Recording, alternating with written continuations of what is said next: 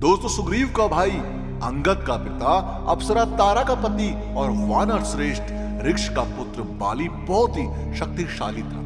देवराज इंद्र का धर्मपुत्र और किष्किंधा का राजा बाली जिससे भी लड़ता था, लड़ने वाला कितना ही शक्तिशाली हो, उसकी आधी शक्ति बाली में समा जाती थी और लड़ने वाला कमजोर होकर मारा जाता था। अब रामायण के अनुसार बाली को उसके धर्मपिता इंद्र से एक स्वर्ण हार प्राप्त हुआ था। अब इसी हार की शक्ति के कारण बाली लगभग अजेय था। उसने कई युद्ध लड़े और सभी में वह जीता। अब इस स्वर्ण हार को ब्रह्मा ने मंत्र युक्त करके या वरदान दिया था कि इसको पहनकर बाली जब भी रणभूमि में अपने शत्रु का सामना करेगा तो उसके शत्रु की आदि शक्ति क्षीण हो जाएगी और यह आदि शक्ति बाली को प्राप्त हो जाएगी। यही बाली की शक्ति का राज था। अब बाली ने अपनी इस अद्भुत शक्ति के बल पर 1000 हाथियों का बल रखने वाले दुंदुभी नामक असुर का वध कर दिया था। अब दुंदुभी के बाद बाली ने उसके भाई मायावी का भी एक गुफा में वध कर दिया था। अब रावण ने बाली की शक्ति के चर्चे सुनकर उससे युद्ध करने की ठानी, लेकिन बाली ने रावण को अपनी कांख में 6 माह तक दबाए रखा था। अंत में रावण ने उससे हार मानकर उसे अपना मित्र बना लिया था। अब एक भ्रम के कारण बाली के मन में सुग्रीव के प्रति नफरत हो गई थी। अब इसी के चलते बाली ने अपने भाई सुग्रीव की पत्नी को हड़प कर उसको बलपूर्वक अपने राज्य से बाहर निकाल दिया। अब हनुमान जी ने सुग्रीव को प्रभु श्री राम से मिलाया। अब सुग्रीव ने अपनी पीड़ा बताई और यह भी बताया कि बाली किस तरह दूसरों की शक्ति को अपने भीतर खींच लेता है। इसके बाद प्रभु श्री राम ने बाली को छुपकर तब तीर से वार कर दिया जब बाली और सुग्रीव में मल युद्ध चल रहा था।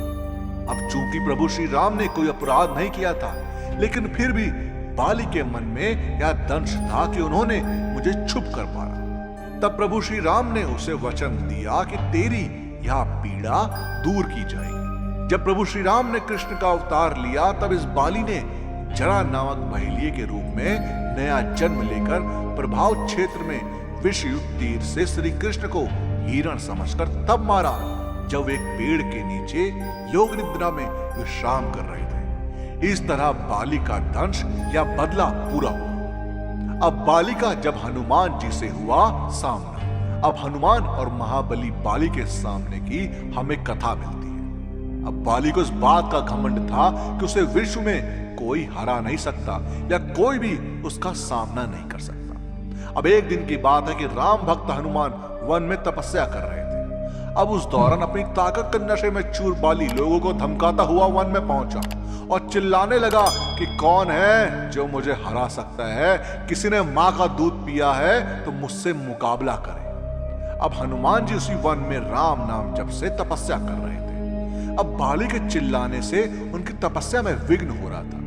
उन्होंने बाली से कहा, वानर राज, आप अति बलशाली हैं, आपको कोई हरा नहीं सकता, लेकिन आप इस तरह चिल्ला क्यों रहे? अब यह सुनकर बाली भड़क गया। उसने हनुमान जी को चुनौती दी और यहां तक कहा कि अरे वानर, तू जिसकी भक्ति करता है मैं उसे भी हरा सकता हूं। अब राम का मजाक उड़ता देख हनुमान जी को क्रोध आ गया और उन्होंने बाली की चुनौती स्वीकार कर ली। अब तय हुआ कि अगले दिन सूर्योदय होते ही दोनों के बीच दंगल होगा। अब अगले दिन हनुमान जी तैयार होकर दंगल के लिए निकले ही थे कि ब्रह्मा जी उनके समक्ष प्रकट हुए। अब उन्होंने हनुमान जी को समझाने की कोशिश की कि वे बाली की चुनौती स्वीकार न करें, लेकिन हनुमान जी ने कहा कि उसने मेरे प्रभु श्री राम को चुनौती दी है। ऐसे में अब यदि मैं उसकी चुनौती को स्वीकार कर दूंगा तो ये दुनिया क्या समझेगी, इसलिए उसे तो सबक सिखाना ही होगा। अब यह सुनकर ब्रह्मा जी ने कहा, ठीक है, आप दंगल के लिए जाओ, लेकिन अपनी शक्ति का 10वां हिस्सा ही लेकर जाओ, शेष अपने आराध्य के चरण में समर्पित कर दो। दंगल से लौटकर यह शक्ति फिर हासिल कर लेना। अब यह सुनकर हनुमान जी मान गए और अपनी कुल शक्ति का 10वां हिस्सा लेकर बाली से दंगल करने के लिए चल पड़े। अब दंगल के मैदान में हनुमान जी ने जैसे ही बाली के सामने अपना कदम रखा, ब्रह्मा जी के वरदान के अनुसार हनुमान जी की शक्ति का आधा हिस्सा बाली के शरीर में समाने लगा। अब इससे बाली के शरीर में अपार शक्ति का एहसास होने लगा। उसे लगा जैसे ताकत का कोई समंदर शरीर में हिलोरे खा रहा। अब चंद पलों के बाद बाली को लगने लगा मानो उसके शरीर की नसें फटने वाली हैं और रक्त बाहर निकलने ही वाला है। तभी अचानक ही वहां ब्रह्मा जी प्रकट हुए और उन्होंने बाली से कहा कि खुद को जिंदा रखना चाहते हो तो तुरंत ही हनुमान से कोसों दूर भाग जाओ, अन्यथा तुम्हारा शरीर फट जाए। अब बाली को कुछ समझ में नहीं आया, लेकिन वह ब्रह्मा जी को यूं प्रकट देखकर समझ गया कि कुछ गड़बड़ है और वह वहां से तुरंत ही भाग खड़ा। अब बहुत दूर जाने के बाद उसे राहत मिली, शरीर में हल्कापन लगने लगा। तब उसने देखा कि ब्रह्मा जी उसके समक्ष खड़े हैं। तब ब्रह्मा जी ने कहा कि तुम खुद को दुनिया में सबसे शक्तिशाली समझते हो, लेकिन तुम्हारा शरीर हनुमान की शक्ति का छोटा सा हिस्सा भी नहीं संभाल पा रहा है। तुम्हें मैं बताना चाहता हूं कि हनुमान अपनी शक्ति का 10वां भाग ही लेकर तुमसे लड़ने आया था। सोचो यदि संपूर्ण भाग लेकर आता तो तुम्हारा क्या हाल होता।